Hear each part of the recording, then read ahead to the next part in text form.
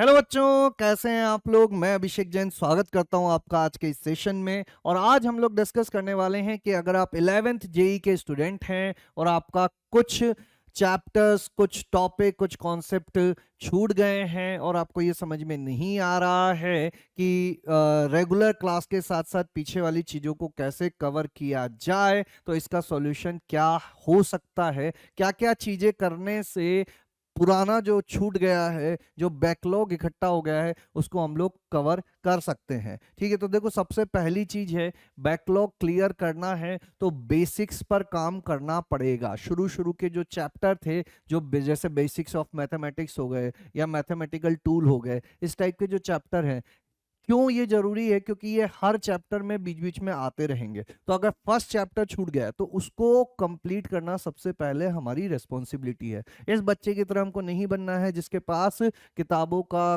ढेर लग चुका है, इसको समझ में नहीं आ रहा है कि क्या करना है। कुछ नहीं करना है, एक एक किताब उठानी है, उसको निपटाते चले जाना है। तो सबसे पहले हम लोग समझते हैं कि बैकलॉग किस टाइप का हुआ है।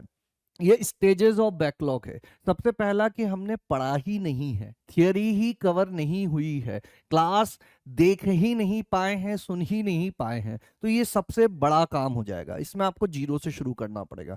दूसरी चीज, क्लास तो अटेंड कर ली थी लेकिन नोट्स नहीं बना पाए थे। ठीक है, अब नोट्स नहीं बना पाए थे तो फिर आगे की चीजें नहीं कर पाए होंगे। दूसरा क्या हो सकता है कि सर नोट्स भी बना लिए थे लेकिन डीपीपी अटेम्प्ट नहीं की थी, डीपीपी सॉल्व नहीं की थी, उस वजह से वो पुरानी चीजें हम लोग भूल गए। क्लास अटेंड करी थी, नोट्स भी बना लिए थे लेकिन सॉल्व नहीं कर पाए थे। और तीसरी, डीपीपी भी सॉल्व हो गई, उसके बाद जो होमवर्क क्वेश्चन दिए गए थे, जो मॉड्यूल से होमवर्क दिया गया था, वो नहीं कर पाए थे। तो ये लास्ट सबसे लीस्ट अमाउंट ऑफ बैकलॉग यहाँ पर रहता है। थियोरी हमने पढ़ ली है अच्छे से, नोट्स बना लिए हैं, डीपीपी कर लिया है, बस ये वाली चीज। तो कुछ लोग जो इस लेवल पर हैं, बहुत कम लोग इस लेवल पर मतलब मैक्सिमम लोग इसी लेवल पर होते हैं कि सब कुछ कर चुके होते हैं वो, लेकिन होमवर्क और मॉड्यूल नहीं है। तो ये भी एक प्रकार का बैकलॉग ही है, इसको भी हमें छोड़ना तो नहीं है। अब एक एक करके समझते हैं कि जो लोग थ्योरी ही नहीं पढ़ पाए, रेगुलर क्लास ही अटेंड नहीं कर पाए, तो बेटा उन्हें थोड़ी सी मेहनत ज्यादा करने की जरूरत पड़ेगी।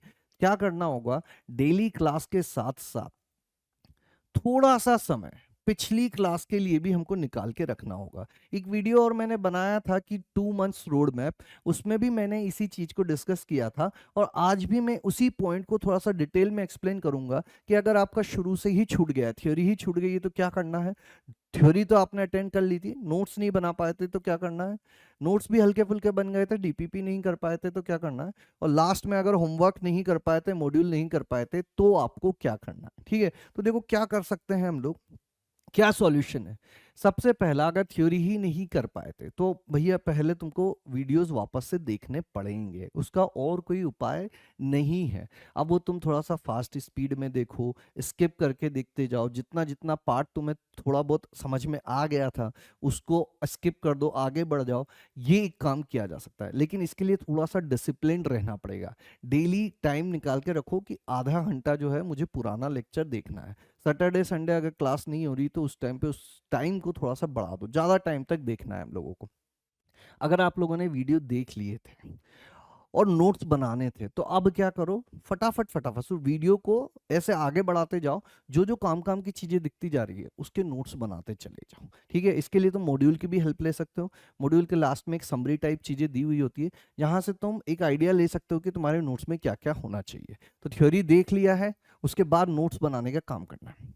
नोट्स भी बने हुए थे तो फटाफट से नोट्स को रिवाइज करो, और जो जो डीपीपी पेंडिंग रह गई है, जिन लोगों की डीपीपी इकट्ठी हो गई है, वो क्या करो, जैसे टेस्ट आ रहा है, अगला टेस्ट जो भी चैप्टर का आ रहा है, उस चैप्टर के नोट्स बना के उस चैप्टर के डीपीपीस कंप्लीट कर लो।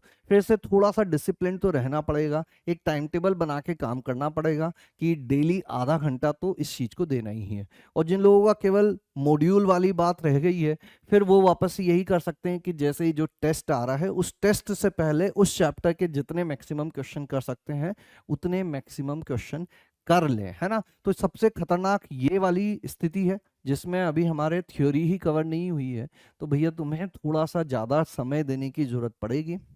वीडियो देखना ही एक उपाय है, इसके अलावा और कोई उपाय नहीं है। वीडियो देख लिए हैं लेकिन नोट्स नहीं बनाए हैं तो थोड़े समय में क्या होगा, वीडियो की तो एक हमारी मेमोरी होती है ना, थोड़े टाइम में वो भूल जाओगे। तो वीडियो देखने के साथ साथ नोट्स भी बने होने चाहिए। हर बार तुम 2 घंटे का वीडियो लेके नहीं बैठ सकते। एक चैप्टर में 10 लेक्चर है तो 20 घंटे हर बार नहीं देख पाओगे, उसके लिए तुम्हारे पास नोट्स होना जरूरी है। तो विदाउट नोट्स थ्योरी का कोई पॉइंट नहीं है। कितनी बार वीडियो देखोगे, संभव नहीं है ऐसा बार बार सारे के सारे वीडियो देखना। तो नोट्स बहुत जरूरी है। ये 2 काम अगर करके रख रखे हैं तुमने तो क्या है कि कॉन्सेप्चुअली तो तुम ठीक ठाक लेवल पे आ जाओगे। लेकिन अगर प्रैक्टिस नहीं की है तो फिर क्या होगा, वो नोट्स जो है वो धूल खाते रहेंगे, थोड़े दिन में हम लोग भूल जाएंगे कि क्या पढ़ा था हमने, और फिर से वीडियो देखने की जरूरत पड़ जाएगी। तो अगर नोट्स बना भी लिए हैं तो एटलीस्ट डीपीपी तो हम लोग उस टॉपिक की कर लें अगला टेस्ट आने से पहले। उससे क्या होगा कि वो कॉन्सेप्ट थोड़ा दिमाग में बैठ जाएगा, उतना फिर से जीरो से स्टार्ट करने की जरूरत नहीं पड़ेगी। तो थ्योरी सबसे पहले, नोट्स, फिर डीपीपी। और अगर ये 3 काम कर रखे हैं तो तुम थोड़ा सा लिबर्टी ले सकते हो टेस्ट से पहले, जिस भी तरह से तुम्हें टाइम मिल रहा है उस तरह से टाइम निकाल के नोट्स और डीपीपी बनाने के बाद ही तुम अपना बाकी होमवर्क और मॉड्यूल सॉल्व करने पे जा सकते हो, प्रीवियस ईयर क्वेश्चन सॉल्व करने पे जा सकते हो। तो ये सॉल्यूशन रहेंगे। अब करना कैसे है, तो जो मंडे से सैटरडे वाला टाइम है ये मैंने रोड मैप में भी डिस्कस किया था। हर सब्जेक्ट के तुम 3 घंटे निकाल के रखो, जिसमें से 2 घंटे रेगुलर क्लास के लिए रखो, क्योंकि रेगुलर क्लास भी बहुत जरूरी है, नहीं तो ये क्लास भी बैकलॉग बन जाएगी। और 1 घंटा जो है वो तुम बैकलॉग के लिए रखो। अगर इस संडे टेस्ट आ रहा है तो टेस्ट के लिए भी टाइम रखना पड़ेगा, तो बैकलॉग प्लस टेस्ट के लिए 1 घंटा रखो। 30 minute backlog, 30 minute test. Test नहीं है तो पूरा 1 घंटा बैकलॉग पे चला जाएगा। बाकी डेली जो पढ़ाया जा रहा है उससे क्लास नोट्स बनाने में 1 घंटा, बाकी होमवर्क जो भी डीपीपी और क्लास होमवर्क या मॉड्यूल दिया हुआ है उसको 1 घंटा रखो। अगर इस प्लान को फॉलो करोगे तो विद इन 2 मंथ तुम्हारा जो बैकलॉग है वो भी क्लियर हो जाएगा और जो साथ में टॉपिक पढ़ रहे हो वो भी अच्छे से हो जाएंगे, है ना। लेकिन उसके लिए तुम्हें पर सब्जेक्ट डेली 3 घंटे का मार्जिन निकाल के चलना पड़ेगा अपार्ट फ्रॉम कोचिंग, ठीक है। अगला, अगर संडे को टेस्ट नहीं है तो संडे को तुम भैया 4 घंटे रखो एक टॉपिक के लिए, उसमें बैकलॉग पर ज्यादा फोकस करो। 2 घंटे बैकलॉग, जिसमें तुम्हारा अगर कोई भी वीडियो थियोरी वाला पार्ट जो सबसे पहला लेवल है वो छूट गया था तो तुम मैक्सिमम जितना देख सकते हो उतना देख के कवर करो और नोट्स बनाओ, होमवर्क करो, ठीक है। 1 घंटा ये काम करो, 1 घंटा ये काम करो, क्योंकि ये साइड बाय साइड जाते हैं। इस बात को समझना कि बिना प्रैक्टिस के बैकलॉग कवर करने का कोई पॉइंट नहीं है। अगर तुमने केवल वीडियो देख लिए, नोट्स नहीं बनाए, तो वो वीडियो तो भूल जाओगे। वीडियो देख लिए, नोट्स बना लिए, सवाल नहीं किए, तो फिर से भूल जाओगे कि क्या लिखा था नोट्स में। थोड़े दिन बाद समझ में ही नहीं आएगा वो कॉन्सेप्ट। तो ये दोनों साथ में चलेंगे, वीडियो देखना है, नोट्स बनाने हैं, होमवर्क करना है। ये संडे के दिन थोड़ा सा ज्यादा टाइम लेके कर सकते हो, ठीक है। तो ये काम बैकलॉग क्लियरेंस का जो करना है वो तुम्हें संडे के दिन ज्यादा करना है, बाकी दिन 1-1 घंटा रख सकते हो पर चैप्टर, ठीक है। और रिवीजन करो, रिवीजन करो, शॉर्ट नोट्स बनाओ, मतलब जो करंट टॉपिक चल रहा है उसको भी हमको छोड़ना नहीं है। 2 घंटे बैकलॉग के लिए और 2 घंटे करंट टॉपिक के लिए अगर संडे को टेस्ट नहीं है तो। और बाकी दिन तो हम लोगों को क्या करना है ये समझा ही दिया मैंने। 2 घंटे रेगुलर टॉपिक वाला रखना है, 1 घंटे पीछे रखना है। पीछे वाले पे ज्यादा समय दोगे तो करंट वाला भी छूट जाएगा, ये नया बैकलॉग बन जाएगा।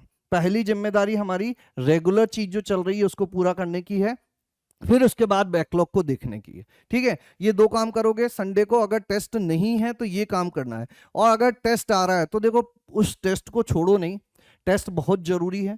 रेगुलर जो चल रहा है उसको सीखने के लिए टेस्ट बहुत जरूरी है। तो उस संडे को केवल टेस्ट को दो, टेस्ट को अच्छे से अटेम्प्ट करो और टेस्ट का एनालिसिस करो, है ना। और थोड़ा बहुत टाइम बच जाए और मन हो तो फिर बैकलॉग पर चले जाओ, ठीक है। तो यह प्लान अगर फॉलो करोगे तो बड़ी आसानी से विद इन 2 मंथ सारा बैकलॉग क्लियर हो जाएगा। लेकिन बात आती है ईमानदारी से अनुशासित रूप में यह काम करना। तो डेली 3 घंटे पर सब्जेक्ट, 2 घंटे रेगुलर टॉपिक, 1 घंटे पुराना टॉपिक करते चले जाओ। 2 महीने में तुम मुझसे बोलोगे कि हाँ सर पुराना भी हो गया है और जो साथ में चल रहा था वो भी अच्छे से हो गया है, ठीक है। इसके अलावा और कुछ करने की जरूरत नहीं है।